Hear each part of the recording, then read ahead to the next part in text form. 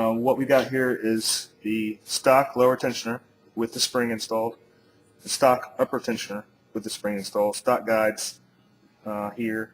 I've removed the stock guide over here and up here.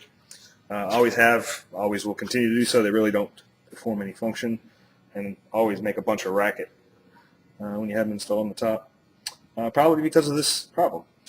This is stock operation, no oil pressure during cranking.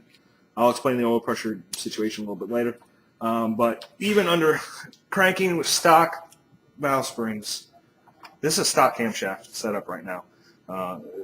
The problem gets even worse when you have a big camshaft that opens the valve before top dead center, the intake valve, and gets even worse when you have aftermarket upgraded valve springs.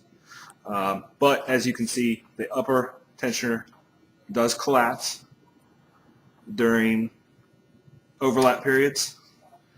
That's the oscillation of the valve springs in one cam closing, another one opening, and that's normal. Normal for a cam package to do that, to cause this oscillation. The problem that creates the bending situation as the intake valve opens. Let's say you have a situation of engine kickback during cranking.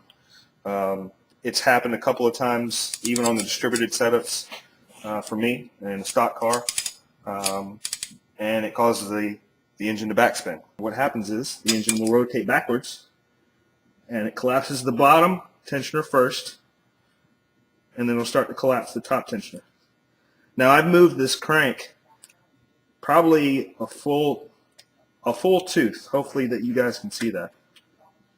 I would say that is greater than 20 degrees. I'll do some math a little bit later and find out how many degrees of crank.